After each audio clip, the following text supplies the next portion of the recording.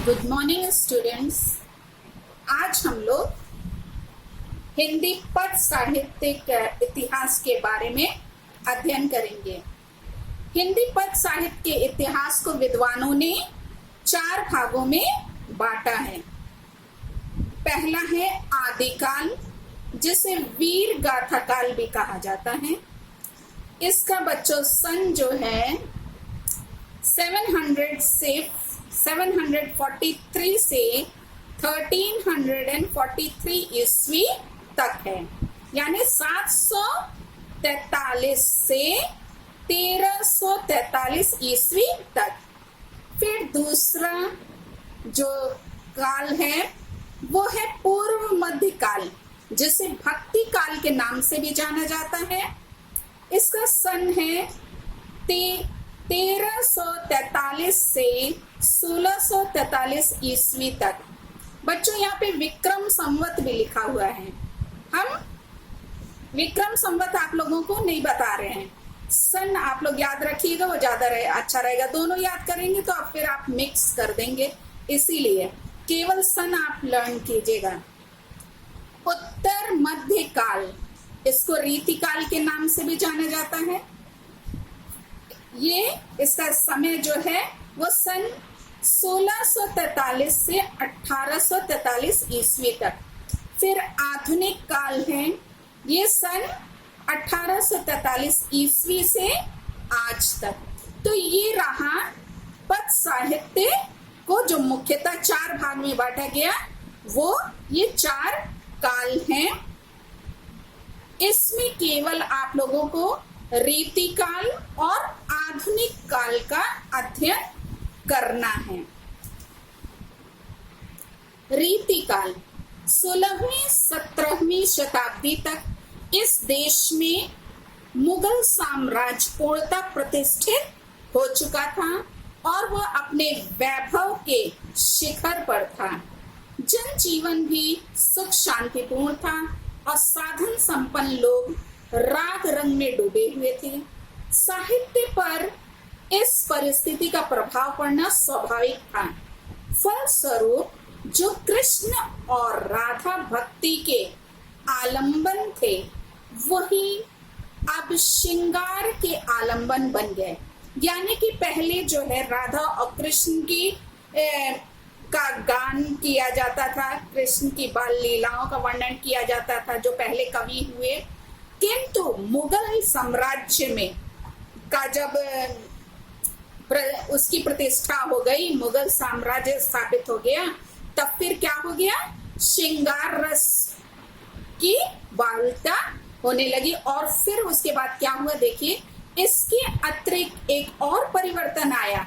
कवियों का ध्यान साहित्य शास्त्र की ओर गया और उन्होंने रस, अलंकार, छंद, नायक नायिका आदि के उदाहरण रूप में कविताओं की रचना की। यानी कि छंदोबद्ध रचना जो है उस प्रारंभ हो गई, जिसमें क्या है, रस, छंद तथा अलंकार इत्यादि का प्रयोग होने लगा।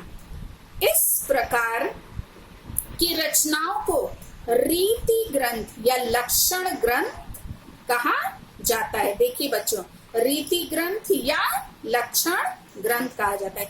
इस काल में ऐसी रचनाएं अधिक हुई, इसी कारण इसे रीतिकाल कहा जाता है। रीति ग्रंथ 2 रूपों में मिलते हैं। एक वे जो अलंकार पर आधारित हैं और दूसरे वे जो रस पर। यहाँ संस्कृत की ही परंपरा का पालन दिखाई पड़ता है। केशव, भूषण और राजा यशवंत सिंह अलंकारवादी आचार्य कवि थे।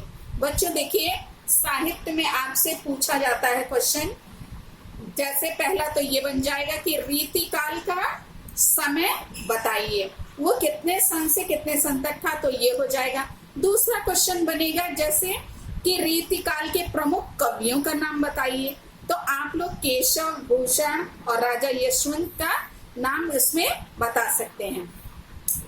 और मतीराम देव और पद्माकर रसवादी कवि थे। तो इन कवियों का नाम आप उसमें गिना सकते हैं। रसवादी कवियों में श्रृंगार रस के अंतर्गत नाटक नायिकाओं की मनोदशाओं का विशद वर्णन किया गया है और सारा वैभव नायक नायिकाओं पर उंडेल दिया है। कुछ ऐसे ही उत्कृष्ट कवि हुए हैं जिनकी रचनाएं रीतिबद्ध नहीं है, यानी कि रस छंद अलंकार इत्यादि से वो क्या है, बंधे हुए नहीं है, रीतियों से बंधे हुए नहीं है। बिहारी और घनानंद के नाम इस संदर्भ में उल्लेखनीय हैं। श्रृंगार के अतिरिक्त इस काल में भक्ति, नीति एवं वीर काव्यों की भी कुछ रचनाएं हुई। भूषण, गोरेलाल और सूदन वीर रस के कवि हैं। देखिए, अब दूसरा क्वेश्चन पूछा जा सकता है कि रीति काल के में वीर रस के कौन कौन कवि हुए हैं, तो आप भूषण, गोरेलाल और सूदन जी का नाम इसमें बता सकते हैं। वीर ने श्रृंगार के अतिरिक्त भक्ति और नीति के दोहे से हिंदी कविता को जगमगा दिया। वृंद, गिरधर और दीनदयाल गिरी नीति परक रचनाओं के लिए प्रसिद्ध हैं। प्रकृति चित्रण करने वाले कवियों में सेनापति का नाम प्रसिद्ध है। इस काल के प्रमुख कवि तथा उनकी प्रमुख रचनाएं निम्नलिखित हैं। देखिए, रीति काल में जो प्रमुख कवि हुए वो कौन कौन है? केशव हैं, भूषण हैं, मतीराम हैं, बिहारी हैं, पद्माकर। अब केशव जी की रचना रामचंद्रिका और कवि प्रिया है।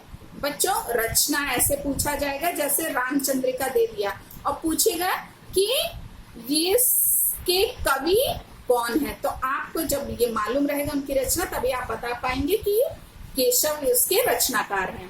भूषण के शिवराज भूषण है, शिवा बावनी है, छत्रसाल दशक। ये तीनों बहुत इंपॉर्टेंट है बच्चों। ये भूषण जी की रचनाएं अक्सर पूछी जाती हैं।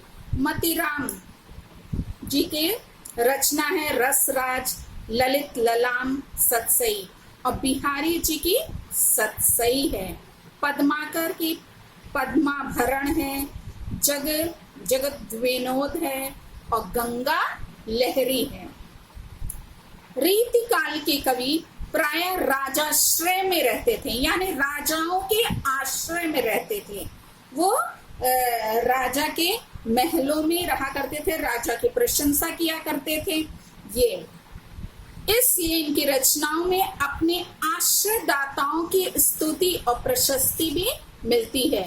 प्रमुख प्रवृत्तियां यानी रीति काल की क्या विशेषताएं हैं बच्चों, इसका प्रवृत्तियों का मतलब यही होता है।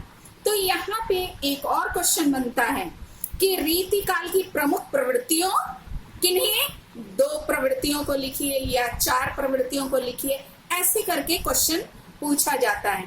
तो आप लिखेंगे रीति ग्रंथों का निर्माण, श्रृंगार की प्रमुखता, नारी के सौंदर्य का चित्रण, काव्य भाषा के रूप में ब्रज भाषा की प्रतिष्ठा और व्यापक प्रसार, सवैया और दोहा छंदों का प्रचुर प्रयोग, नीति और सूक्तियों की प्रधानता, अतिशयोक्तिपूर्ण वर्णन, प्रकृति का उद्दीपन रूप में चित्रण, आश्रयदाताओं की प्रशंसा, कला पक्ष की प्रधानता आदि इस काल की प्रमुख प्रवृत्तियां हैं। तो बच्चों, इसको भी आप अपने कॉपी में एक क्वेश्चन लिख लीजिएगा कि रीति काल की प्रमुख प्रवृत्तियां कौन कौन सी हैं। तो इसमें आप कम से कम 4-5 पॉइंट आप लिख लीजिएगा। साहित्यिक देन, इस युग की प्रमुख देन यह है, ब्रज भाषा काव्य भाषा के रूप में व्यापक रूप में प्रतिष्ठित हुई। अर्थ, गौरव, चमत्कार, लाक्षणिकता, सूक्ष्म भाव अभिव्यंजना आदि की दृष्टि से यह एक पूर्ण समर्थ भाषा बन गई। घनानंद की लाक्षणिकता तो अद्वितीय है। कवित्व, सवैया और दोहा मुक्तक काव्य रचना के लिए सिद्ध छंद बन गए। तो बच्चों, इस प्रकार से कुल कितने क्वेश्चन बन गए? हाँ, पहला क्वेश्चन रहेगा कि हिंदी साहित्य पद साहित्य को विद्वानों ने मुख्यतः कितने भागों में बांटा गया। तो बच्चों आप लोग ये लिख दीजिएगा कि 4 भागों में बांटा गया और उनका सन भी लिख लीजिएगा और उसको लर्न भी कीजिएगा, क्योंकि ये परीक्षा में पूछा जाता। कभी कभी क्वेश्चन ये रहता है कि आदिकाल को अन्य किन नामों से जाना जाता है, तो आप बता सकते हैं कि इसको वीर गाथा काल के नाम से जाना जाता है, फिर चारण काल के भी नाम से जाना जाता है। अनेक नाम है, बीज वपन है, सिद्ध सामंत है, ढेर सारे नाम हैं, लेकिन आपकी पुस्तक में केवल ये 3-4 नाम हैं, आदिकाल, उत्थान काल, वीर गाथा काल और चारण काल। बड़ी क्लास में जाएंगे तो और भी आप जानेंगे। तो ये एक क्वेश्चन बना। उसके बाद दूसरा क्वेश्चन होगा रीति काल के प्रमुख कवियों का नाम बताइए। तो आप इन प्रमुख कवियों के नामों को लिख लीजिएगा और उनकी रचना भी अपनी कॉपी में लिख लीजिएगा और इसको भी आप लर्न कर लीजिएगा। फिर उसके बाद आप लोग ये वाला क्वेश्चन लिखिएगा कि रीति काल की प्रमुख प्रवृत्तियों का उल्लेख कीजिए। तो आप 4-5 इसमें से प्रवृत्ति इसमें से चुन के जो आपको आसान लगे उसको आप लिख लीजिएगा। इस प्रकार से ये आपका ये रीति काल के प्रश्न तैयार हो जाएंगे। Thank you.